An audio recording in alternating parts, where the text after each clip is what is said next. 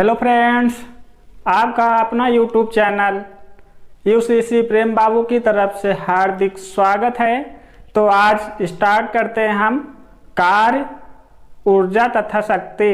कार्य, ऊर्जा और शक्ति पर चर्चा करेंगे।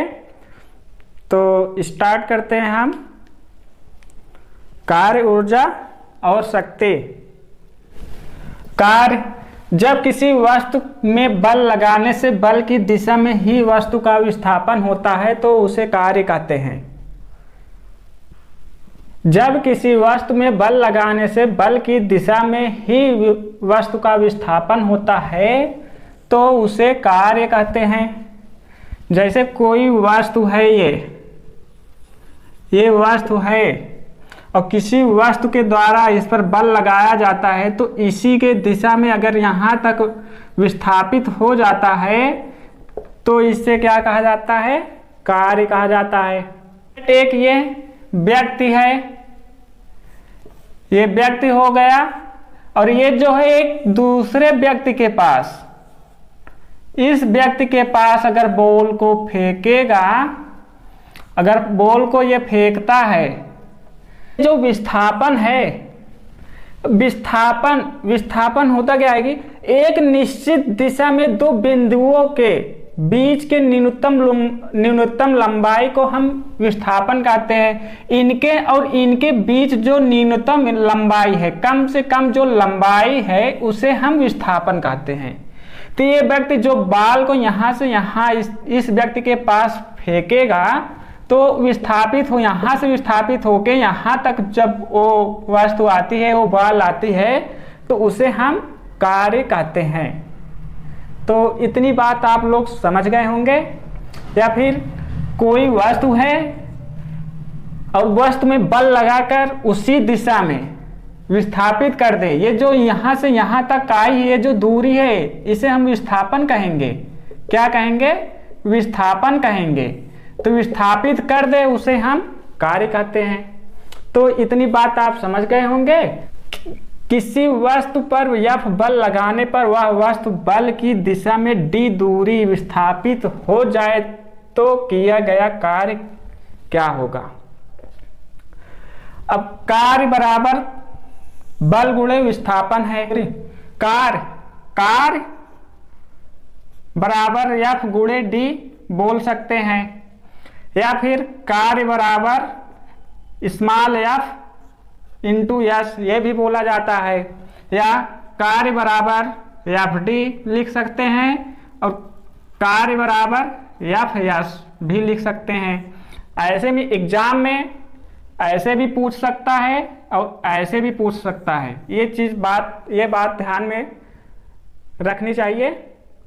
अब बात करते हैं, ये जो कार्य है, कार्य का मात्रक जो है जूल होता है। कार्य का मात्रक जूल होता है और एक जूल बराबर 10⁷ अर्ग होता है। 10⁷ अर्ग होता है। अब बात करते हैं बल। जब किसी वस्तु द्वारा विरामावस्था से गति की अवस्था में लाया जाता है तो उसे हम बल कहते हैं। बल का मात्रक होता है न्यूटन इसका मात्रक होता है और का मात्रक मीटर होता है। तो कभी कभी ये पूछा जाता है कि न्यूटन जूल बराबर न्यूटन मीटर भी होता है, न्यूटन मीटर भी होता है, या न्यूटन मीटर बराबर जूल होता है। क्या होता है? जूल होता है। ये बात दोस्तों ध्यान में रखना, क्योंकि ये चीज बहुत ज्यादा लोग कंफ्यूज करते हैं कि जूल बराबर क्या होता है, न्यूटन मीटर बराबर क्या होता है। तो न्यूटन मीटर बराबर जूल होता है और जूल बराबर न्यूटन मीटर होता है। एक जूल बराबर, जैसे 1 न्यूटन मीटर होता है, 1 न्यूटन मीटर होता है। अब एग्जाम्पल के तौर पे हम समझेंगे थोड़ा। एग्जाम्पल है, 10 न्यूटन का बल किसी वस्तु पर दक्षिण दिशा में लगता है और वह वस्तु दक्षिण दिशा में 2 मीटर विस्थापित हो जाती है तो बल द्वारा किया गया कार्य क्या होगा? किया गया कार्य क्या होगा? तो 10 न्यूटन का बल लगता है, तो ये W बराबर ऊपर बताए हैं FD। अब कार्य बराबर होगा F, कितने न्यूटन का बल लगता है? फोर्स, बल, ये फोर्स हो गया बल 10 न्यूटन का। अब गुणे विस्थापन D कितना है? मीटर विस्थापित होती है, तो 2 मीटर विस्थापित होती है, गुणे 2 कर देंगे, तो 10 गुणे 2, तो W बराबर हो जाएगा 20 न्यूटन मीटर। अब न्यूटन मीटर को हम यहाँ बताए हैं क्या? न्यूटन मीटर बराबर जूल होता है, तो कार्य बराबर 20 जूल। ये राइट आंसर ये भी हो जाएगा आपका और ये भी हो जाएगा। अगला पॉइंट है, यदि किसी वस्तु पर नियत बल F तथा विस्थापन S के मध्य थीटा कोण बनाता है तो कार्य बराबर क्या होगा? तो इसमें कार्य बराबर हमारा होगा कि वेक्टर F गुणे वेक्टर S cos थीटा, ये फार्मूला है। यदि बल F और विस्थापन S के मध्य थीटा कोण बनता है तो, अब इसको थोड़ा समझेंगे बोलचाल भाषा में। सपोज दैट यह एक व्यक्ति है, बॉलर है, जो इस व्यक्ति के पास विकेट कीपर हो गया, ये बल्ला लेके, जैसे सपोज दैट दोस्तों कि ये एक बॉलर है, जब बॉलर है ये गेंद को फेंकता है, बॉलिंग करता है, तो बॉलिंग करते समय बॉल विकेट कीपर के पास ना जाके बल्ले से लग के इधर चली जाए, दूसरी दिशा में घूम जाए या दिशा से परिवर्तित हो जाए एक दिशा से दूसरी दिशा में, तो होता क्या है उसमें, जैसे यहाँ से बॉल आई और यहाँ बल्ले में लगी, बल्ले से लग के इधर चली गई यहाँ पे गेंद, तो इस समय ये जो बल है F हो जाएगा और ये विस्थापन S हो जाएगा, तो वेक्टर S होगा, ये वेक्टर F होगा, वेक्टर F हो जाएगा। अब तो ये जो है यहाँ पे ये थीटा कोण बनेगा, यहाँ पे ये थीटा कोण बन जाएगा। जब ये थीटा कोण बन जाएगा तो मेरा कार्य बराबर होगा वेक्टर F गुणे वेक्टर S cos थीटा हो जाएगा। यदि ये बॉल बल्ले में न लग के विकेट कीपर के पास अगर चली जाती तो कार्य बराबर हमारा बदल जाता, तो कार्य बराबर W बराबर हो जाता FD या FS हो जाता। अगर विकेट कीपर के पास बॉल जाती तो कार्य बराबर हमारा FS हो जाता, और बॉल विकेट कीपर के पास न जाके बल्ले से लग के दिशा परिवर्तित हो जाता, दूसरी दिशा में गेंद अगर चली जाती तो बल्ले से लगने के बाद यहाँ पर जो गेंद आएगी तो यहाँ एक कोण बनेगा, और वो जो कोण बनेगा उसे हम थीटा कोण कहेंगे। तो ये हो जाएगा हमारा कार्य बराबर था वेक्टर F और vector S cos theta. Vector F जो है बॉल फेंकी जाएगी, फिर बल्ले से लग के यहाँ आएगी, तो उसको वेक्टर S विस्थापन बोला जाता है, विस्थापन। इतनी बात समझ गए होंगे। अब बात करते हैं ऊर्जा। किसी वस्तु की कार्य करने की जो क्षमता होती है, कार्य करने की क्षमता को उस वस्तु की ऊर्जा कहते हैं। मतलब कोई भी वस्तु है उसकी जो कार्य करने की क्षमता होती है उसी को हम ऊर्जा कहते हैं। और या फिर कह सकते हैं ऊर्जा एक रूप से, केवल एक रूप से दूसरे रूप में परिवर्तित की जा सकती है, या फिर जो वह वस्तु जो एक रूप से दूसरी वस्तु में परिवर्तित किया जा सके उसे हम ऊर्जा कहते हैं। या ये भी कह सकते हैं कि ऊर्जा वह वस्तु है जो जितनी उपयोग होता है उसकी उतनी आवश्यकता होती है, कि ऊर्जा का जितना उपयोग होगा और उतनी ही उसकी आवश्यकता होगी, ये भी आप बोल सकते हैं। तब बात बढ़ते हैं नेक्स्ट पॉइंट की तरफ। नेक्स्ट पॉइंट है कार्य द्वारा प्राप्त ऊर्जा को यांत्रिक ऊर्जा कहते हैं। यह दो प्रकार की होती है। कौन कौन सी? एक गतिज ऊर्जा, फिर स्थितिज ऊर्जा। अब बात करते हैं गतिज ऊर्जा पे। गतिज ऊर्जा क्या होगा कि किसी वस्तु में उसकी गति के कारण, किसी वस्तु में उसके गति के कारण कार्य करने की जो क्षमता आ जाती है उसे वस्तु की गतिज ऊर्जा कहते हैं। कोई वस्तु है, ये मानते सपोज दैट एक ये वस्तु है और यहां से ये वस्तु जिसके कारण यहां तक आएगी गति करके यहां से यहां तक जो पहुंचेगी, जो क्षमता होगी इसकी पहुंचने की, उसी को हम गतिज ऊर्जा कहते हैं। जैसे स्थानांतरण गतिज ऊर्जा। स्थानांतरण गतिज ऊर्जा वही है, एक जगह से अगर दूसरी जगह जब कोई भी वस्तु विस्थापित होती है तो विस्थापन, जो न्यूनतम लंबाई होती है उसे विस्थापन बोलते हैं, और जिसके द्वारा वो विस्थापित होती है उसे हम ऊर्जा बोलते हैं।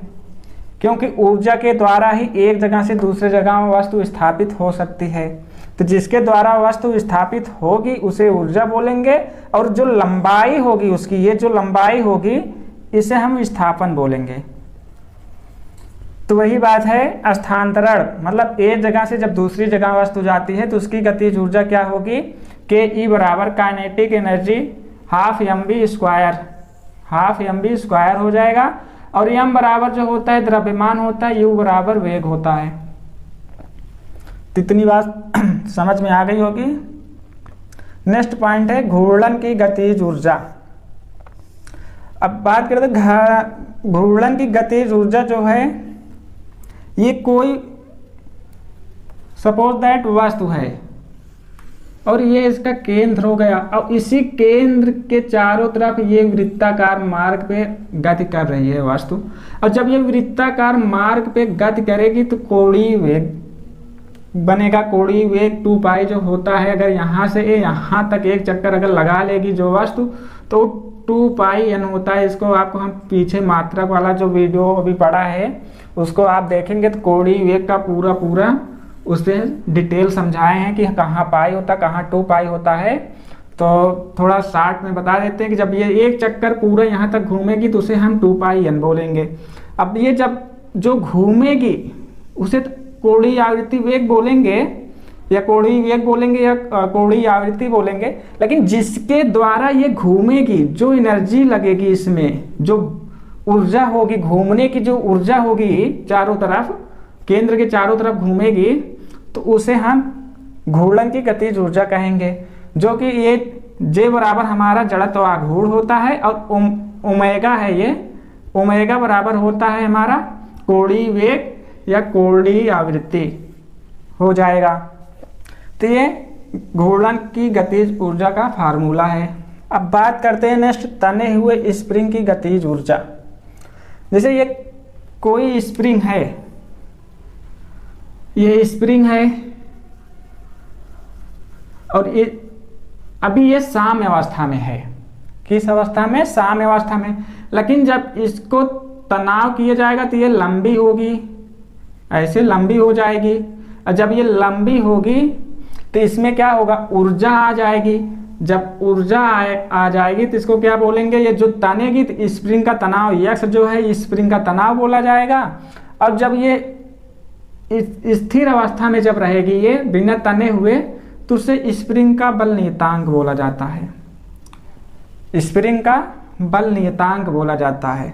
तो इसी को हम कहते क्या है, जब तनी हुई यहाँ तक रहती है, यहाँ से यहाँ तक इसमें जो ऊर्जा होती है उसे तने हुए स्प्रिंग की गतिज ऊर्जा बोली जाती है। क्या बोली जाती है? तने हुए स्प्रिंग की गतिज ऊर्जा।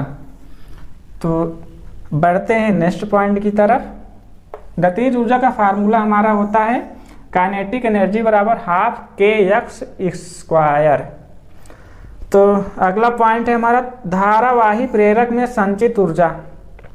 धारावाही प्रेरक में संचित ऊर्जा, जैसे ये कोई धारा जब बहती है, ऐसे जब ये धारा बहेगी तो ये तो विस्थापन हो जाएगा, जो दूरी होगा ये धारा ऐसे ऐसे जब बहेगी तो ये जो धारा की जो एक न्यूनतम लंबाई होगा वो विस्थापन हो जाएगा, और जो बहने की क्रिया होगी, जो बहने की क्रिया चलती है कम तेज, वो ऊर्जा होती है, उसको हम क्या बोलते हैं, ऊर्जा बोलते हैं। तो वही बात है कि धारावाही प्रेरक में जो संचित ऊर्जा काइनेटिक एनर्जी बराबर L I square upon 2, L I square upon 2 होता है। और एल से होता क्या है, प्रेरक होता है, एल से प्रेरक होता है, आई से धारा होता है, आई से धारा होता है। तो इतनी बात समझ गए होंगे। अब चलते हैं हम स्थितिज ऊर्जा पर। स्थितिज ऊर्जा क्या होती है, उसका फार्मूला क्या होता है। स्थितिज ऊर्जा जब किसी वस्तु में विशेष अवस्था या स्थिति के कारण कार्य करने की क्षमता आ जाती है तो उसे स्थितिज ऊर्जा कहते हैं। और स्थितिज ऊर्जा बराबर हमारा होता है पोटेंशियल एनर्जी बराबर mgh। m द्रव्यमान हो जाता है, द्रव्यमान, और ये गुरुत्वीय त्वरण हो जाएगा, और h जो होगा ऊंचाई हो जाएगी।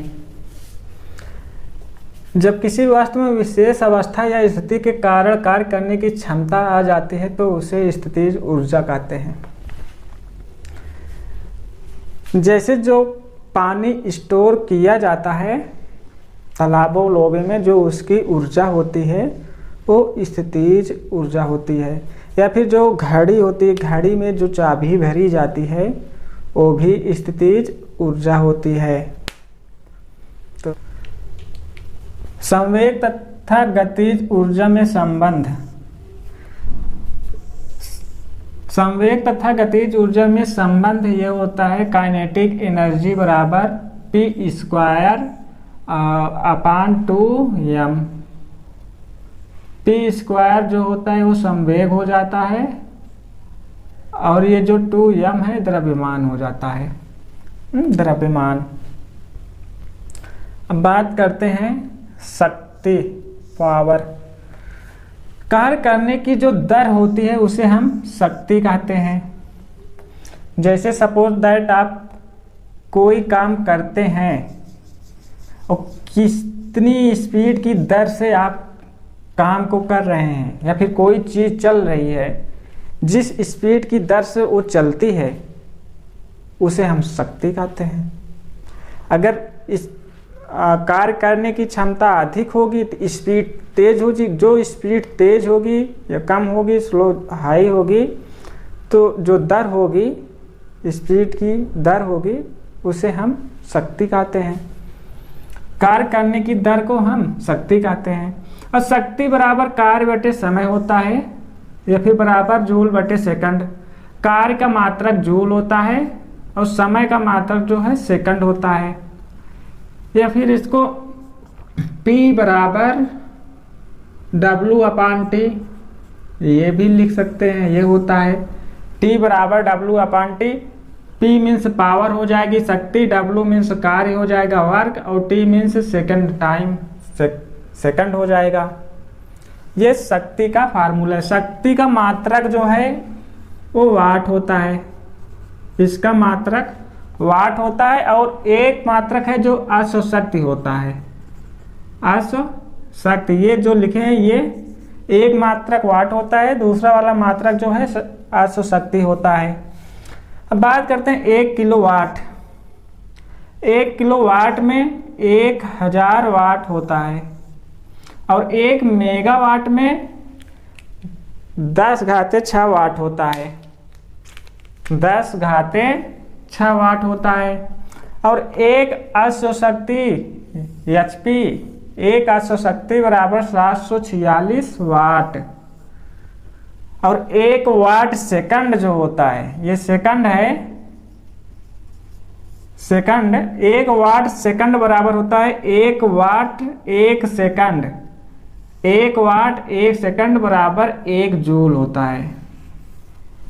क्या होता है? 1 जूल होता है। अब बात करते हैं नेक्स्ट पॉइंट की तरफ। 1 वाट आवर, 1 वाट घंटा, 1 वाट घंटा या फिर 1 वाट आवर। 1 घंटे में 3600 सेकंड होते हैं। जब 1 घंटे में 3600 सेकंड होते हैं तो ये 3600 जूल हो जाएगा। अब नेक्स्ट पॉइंट है 1 किलोवाट घंटा, 1 किलोवाट आवर तो बराबर हो जाएगा 1000 वाट घंटा या 1000 वाट आवर आप बोल सकते हैं। तो 1 वाट आवर 1000 वाट घंटा बराबर हमारा हो जाएगा 3.6 गुणे 10 घाते 6 जूल। 3.6 गुणे 10 घाते 6 जूल होगा। और इसमें एक बात ये, जिसमें समय है ये इसमें जो है कार्य ऊर्जा का मात्रक है, इसमें कार्य ऊर्जा का मात्रक है, इसमें कार्य ऊर्जा का मात्रक है और इसमें कार्य ऊर्जा का मात्रक नहीं है, वो शक्ति का मात्रक है। तो आई होप इतना आप लोगों को समझ में आ गया होगा, मैं आशा करता हूँ। तो अगर समझ में आ गया होगा फ्रेंड्स, लाइक करें, सब्सक्राइब करें, बेल आइकन घंटी को दबाना ना भूलें, जिससे मैं कोई भी वीडियो यहाँ पे अपलोड करूँ तो आप लोगों के पास नोटिफिकेशन पहुँच सके और आप लोग आसानी से वीडियो को देख सकें। और मैं अपनी तरफ से दोस्तों कोशिश करता हूँ पूरी कितनी अच्छी चीज़ आप लोगों के सामने ले आएं और आप लोग अच्छे से उसका अध्ययन करें जो एग्ज़ाम में पूछे जाने की संभावना होती है। तो दोस्तों इतनी बात अगर आप लोगों को समझ में आ गई है तो कमेंट करना ना भूलें। कमेंट में जय हिंद जरूर, कमेंट बॉक्स में अगर समझ में आ गई है दोस्तों तो कमेंट बॉक्स में जाके जय हिंद जरूर लिखना। इससे होता क्या है कि हमारा जो विश्वास होता है, जो मनोबल होता है वो थोड़ा बढ़ जाता है। तो जो मनोबल हमारा बढ़ेगा तो हम आपको और अच्छे से अच्छी चीज़ ले आने की कोशिश करेंगे आप लोगों के बीच में।